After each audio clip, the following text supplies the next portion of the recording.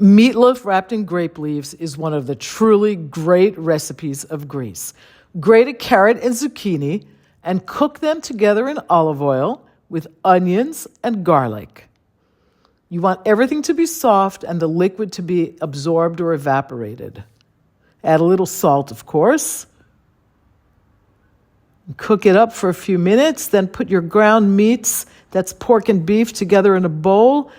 Break off the crusts of some old bread, dampen it in some water, and crumble it up to add to the meatloaf. That'll make it nice and tender. I was looking for the word. Some tomatoes go into the mixture as well, a little bit of salt and pepper, a little bit of Greek oregano. Knead everything together, then add an egg. That helps bind it all. Have your grape leaves ready. Layer them on a piece of parchment paper. Try to get the vein side up because it looks better that way when you fold it and you unwrap it.